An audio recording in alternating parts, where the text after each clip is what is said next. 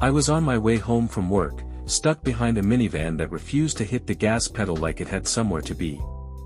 My fingers tapped the steering wheel, each thud in perfect sync with the beat of the classic rock station struggling against the static. Tuesdays always felt like Wednesdays, some middle-of-the-week purgatory where I'd neither fully accepted the grind nor looked forward to the weekend. The sky hung low and gray, threatening rain but not delivering, like it enjoyed dangling the possibility of misery just out of reach. And then my phone buzzed, lighting up with a message from my dad. The old man wasn't big on texting. He'd hit me up for holidays, birthdays, or when he needed me to show him for the 1000th time how to adjust his TV settings. But this felt urgent. The screen flashed with his name, and I thumbed it open, expecting a string of garbled autocorrect nonsense or maybe a photo of his cat chasing a leaf. Instead, it was a single line. "Mark, you better get downtown. Moira's sitting in a café with some guy. Look serious." I read it twice, letting the words sink in like cold rain trickling down the back of my neck. Moira. My wife of 6 years. The woman who always joked about how men hit on her at work but rolled her eyes and claimed she was too old for the attention.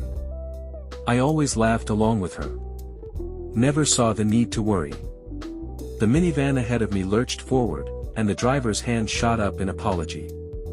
I hit the gas a little harder than necessary. The engine growled, the tires chewed gravel, but my mind was already miles ahead. What was Dad even doing in the city center? He hated the crowds, the traffic, the overpriced coffee.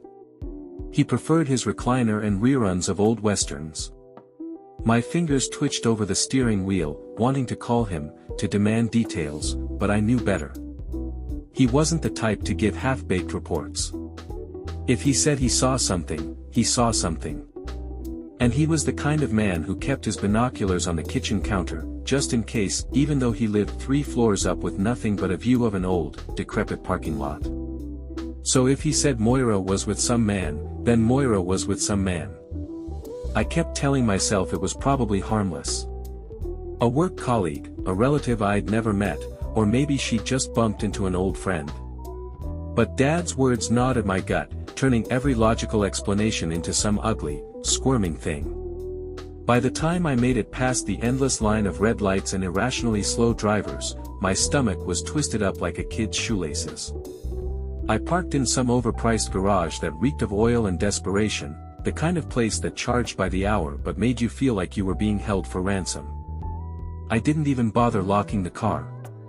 My shoes slapped the pavement as I half-jogged, half-walked toward the main square. The city center was bustling, the kind of weekday afternoon where tourists snapped pictures of statues they'd forget about by dinner. I threaded through them, eyes darting from face to face, scanning the crowd like a hawk circling the field. Dad had said café. Which one?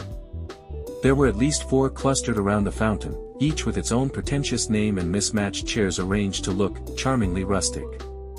The worst part was, I didn't even know if I wanted to find her.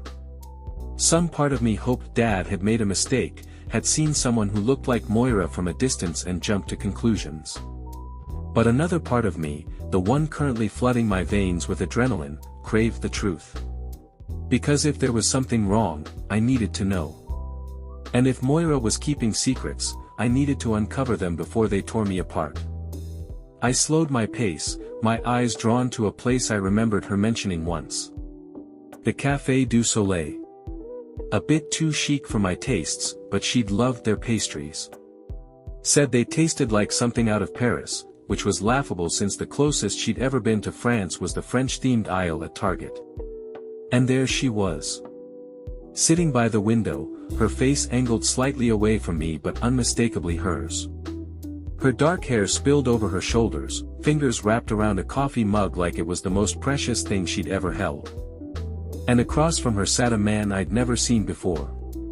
Clean-cut, well-dressed, and leaning forward with an intensity that made my chest tighten. I stood there for a moment, just out of their line of sight, feeling like a ghost haunting his own life. I told myself not to jump to conclusions, not to let suspicion overtake reason.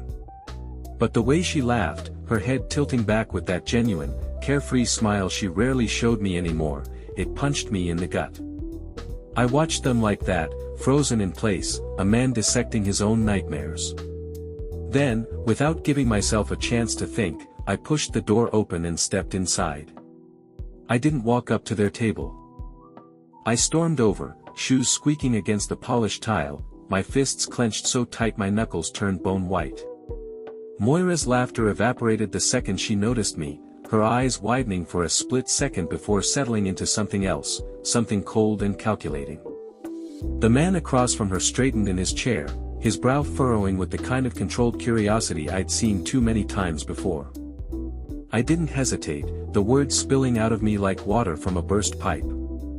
I demanded to know who he was, what he was doing with my wife, and why they looked like two people sharing secrets too heavy to carry. I expected panic, or maybe guilt, or some combination of the two. Instead, she remained infuriatingly calm, her gaze level and detached like I was a child throwing a tantrum over something I couldn't possibly understand. Her voice cut through the air, steady and indifferent, with just a hint of pity tossed in for good measure. She told me I was being ridiculous, paranoid even, and that I had just managed to ruin a surprise she'd been planning for months. The man was a dealer, she said, someone she'd been negotiating with to bring us a beautiful new car, something special she'd wanted to surprise me with. She said she had been saving up for a long time, quietly setting aside money to finally give me something I'd enjoy. Her words were smooth, delivered with a precision that almost made me feel guilty for crashing the moment. She went on about how I'd just spoiled the gift with my little outburst, how she couldn't believe I'd think so little of her to assume anything else. It sounded rehearsed, each sentence crafted like a shield designed to deflect my accusations and make me seem like the irrational one. I tried to listen, tried to let her words sink in, but there was something wrong, something that twisted in my gut and wouldn't untangle no matter how convincingly she spoke. My eyes drifted from her to the man sitting across from her, his fingers still wrapped around a coffee mug that had long since gone cold. He wore the kind of suit that looked tailored rather than bought off a rack, his tie neatly knotted with a crispness that suggested he was more accustomed to courtrooms than car dealerships. And that's when it hit me, the flash of recognition so sudden and brutal it made my pulse thrum in my ears. I'd seen him before, though not in the context she was trying to sell me. He wasn't a dealer, at least not of cars. He was a lawyer. I'd seen him strutting through a courtroom like he owned the place, arguing a case for a friend of mine during a messy custody battle. His name slipped just out of reach, but his face was unmistakable, that smug look of someone who believed himself untouchable. Moira's lie hung between us like a thick fog, cloying and unconvincing. I kept staring at the man, willing him to flinch, to give something away. But he didn't. He just watched me with a kind of detached curiosity, his gaze sharp and clinical. I could feel Moira's frustration simmering beneath her calm exterior, her annoyance at having her little performance interrupted. She insisted once more that I was mistaken, that I'd misunderstood the situation entirely, but the cracks in her composure were starting to show. My mind raced, piecing together fragments of conversations we'd had over the past few months, the late nights she spent out with flimsy excuses, the sudden bursts of generosity meant to distract me from whatever guilt she might have been nursing. The whole car story sounded too convenient, too prepared. But what gnawed at me the most was her reaction, that icy coolness that suggested she'd been ready for me to show up, prepared for me to make a scene. She wanted me to feel ashamed, to doubt myself, to walk away believing I was the problem. I could see it in her eyes, that triumphant gleam hiding just beneath the veneer of concern. But I wasn't backing down. Not this time. Something had shifted, some fundamental thread between us had snapped, and I wasn't about to pretend it could be stitched back together with hollow reassurances and cheap explanations. If she wanted me to believe her, she'd have to do better than that. And if this man was who I thought he was, then she had a lot more explaining to do than she realized. I drove home in a daze, my mind turning over every detail of what I'd just seen like it was a puzzle someone had dumped onto the floor. The city blurred past my window, all the lights and people reduced to nothing but a streak of meaningless color. I kept replaying the scene at the café, Moira's calmness, her steady gaze, the way she delivered her story like she had rehearsed it in front of a mirror. It didn't sit right with me. It lodged itself in my chest like a shard of glass and I couldn't pull it free. The lawyer's face haunted me, his expression too polished, too controlled, like he was accustomed to dealing with people who threw accusations his way. I needed answers, and I knew exactly where to start. I reached out to my friend Tom, the guy whose case I had seen that lawyer argue in court. Tom wasn't hard to find, and when I called him up and asked for a favor, he was more than willing to oblige. We met up at a bar later that night, the kind of place with sticky tables and beer that tasted like it had been filtered through an old gym sock. Tom was nursing a pint when I walked in, his eyes already bloodshot from a long day. I asked him for the lawyer's name, told him I had business of my own to settle.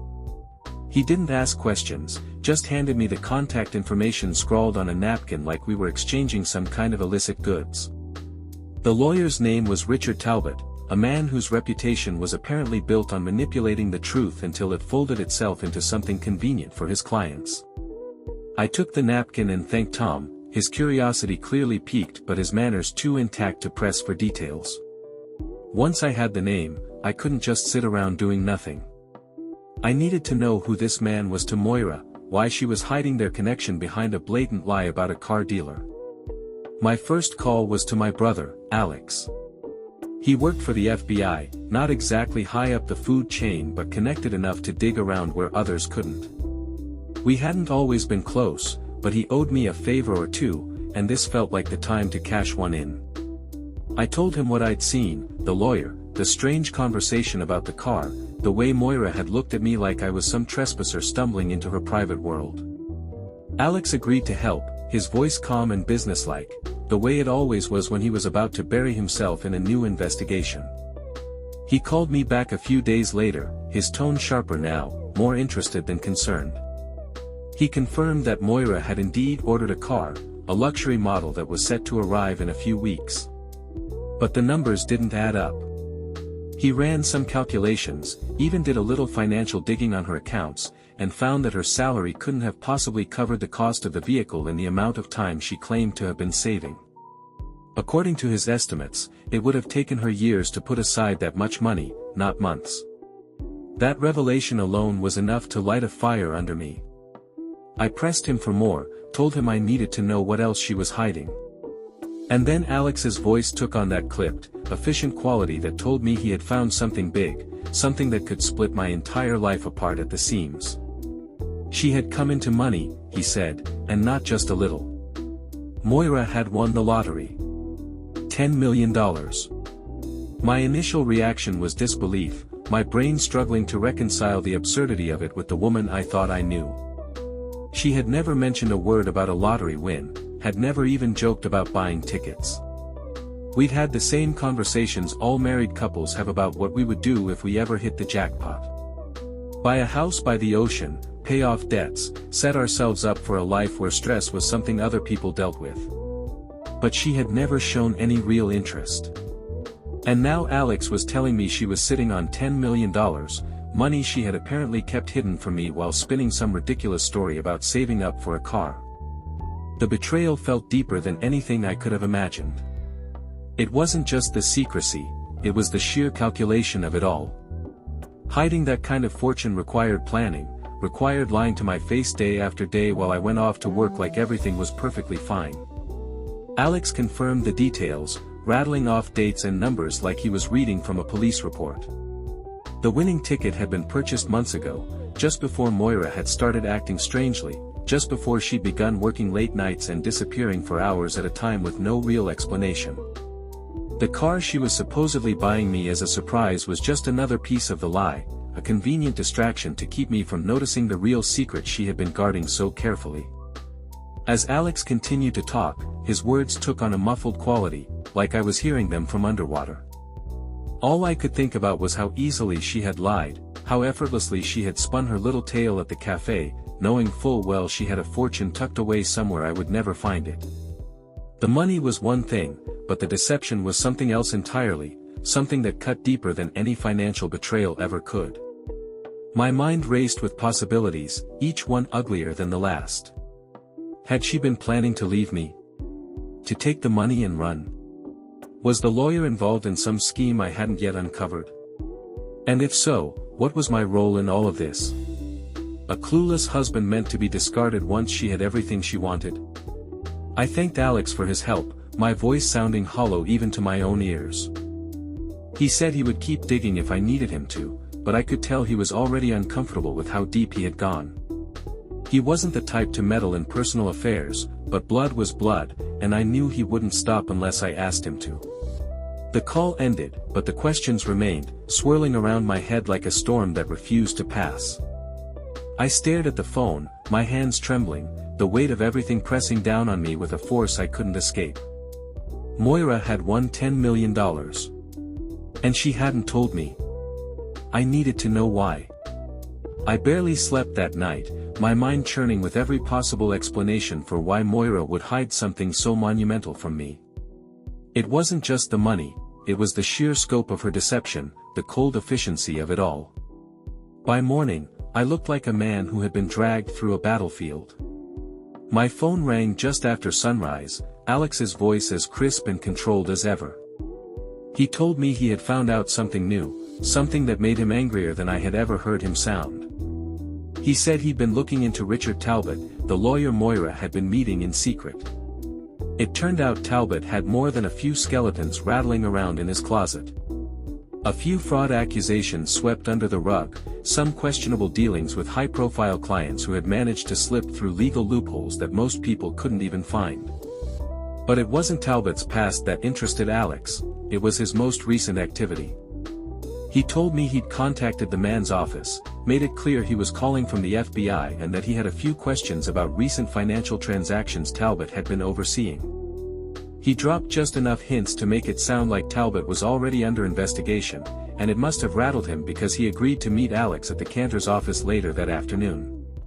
The plan was straightforward. Alex would pressure Talbot, hint at charges that could bury him if he didn't start talking. I agreed to meet them there, my stomach churning with a mix of anxiety and anticipation. When I arrived, the air was thick with the smell of dust and old paper, the kind of place where even the sunlight seemed filtered through layers of bureaucratic decay. Talbot showed up looking less composed than he had been at the café. His suit was immaculate, but there was a nervousness in his eyes that hadn't been there before.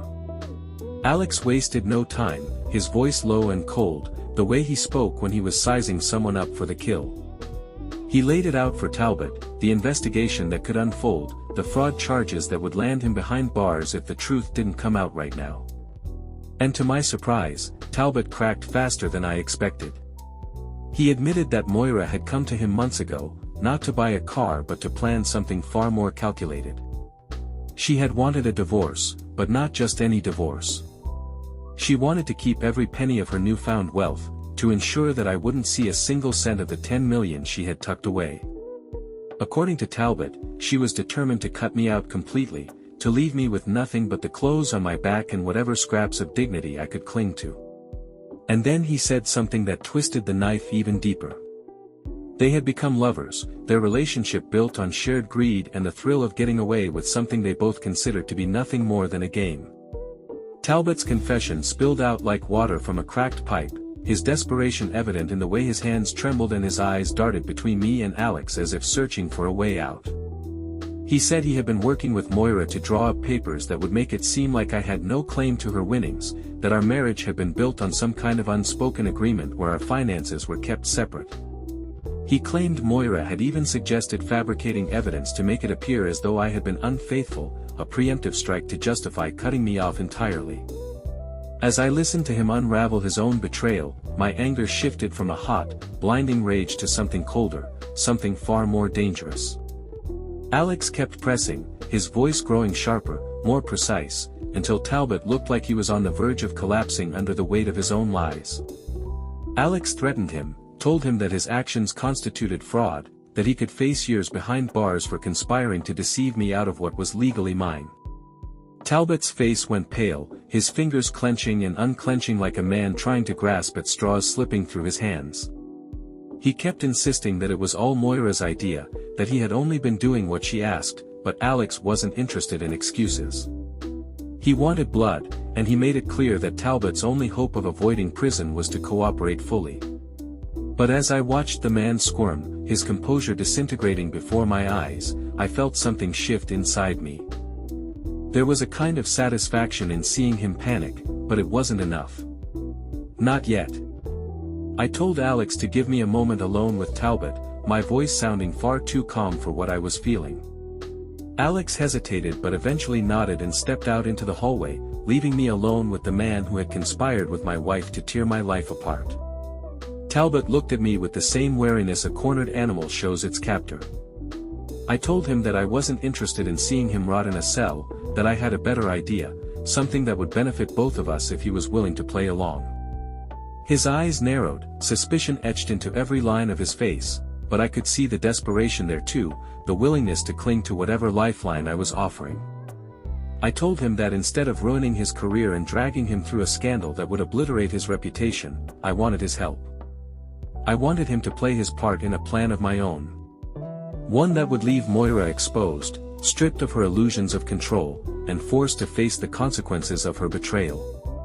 Talbot's expression shifted as he listened, the fear in his eyes gradually giving way to something else, something that looked almost like relief. He agreed to do what I asked, his voice shaky but certain. I could tell he was still terrified of Alex, still haunted by the possibility of losing everything. But greed was a powerful motivator, and I was counting on that weakness to make sure he followed through. When Alex returned to the room, he gave me a look that suggested he wasn't entirely convinced I had made the right choice. But I could see the curiosity there too, the desire to know what I had planned. I didn't bother explaining, not yet. There were still too many pieces to arrange, too many variables that needed to be brought under control before I could set my plan in motion. But for the first time since all of this had started, I felt something that resembled hope. Not hope for repairing the damage Moira had done, not hope for salvaging our marriage or finding some kind of peaceful resolution. This was a different kind of hope, the kind that came from knowing I finally had the upper hand. And I intended to make the most of it. Alex listened to my plan with the kind of skeptical curiosity I expected from him. He didn't like involving himself in something that resembled a con, but the idea of letting Moira walk away unscathed after what she had done was something he couldn't stomach either. He agreed to let me handle it as long as I kept him informed of every step. Richard Talbot, for all his arrogance and sleaziness, proved to be surprisingly cooperative once his own skin was on the line. He made the call to Moira the very next day, his voice so smooth and reassuring that I almost admired his ability to slip into his role so seamlessly. He told her he had found a way to ensure she could keep every cent of her money, a loophole that would guarantee I would walk away with nothing even if I tried to fight her in court. His suggestion was as brilliant as it was diabolical.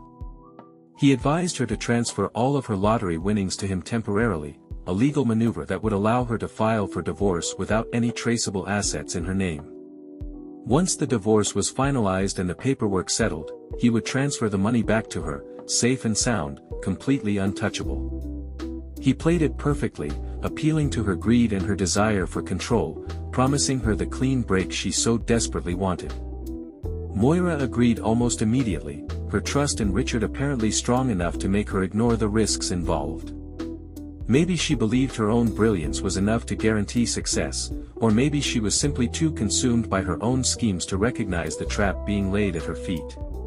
Either way, it worked.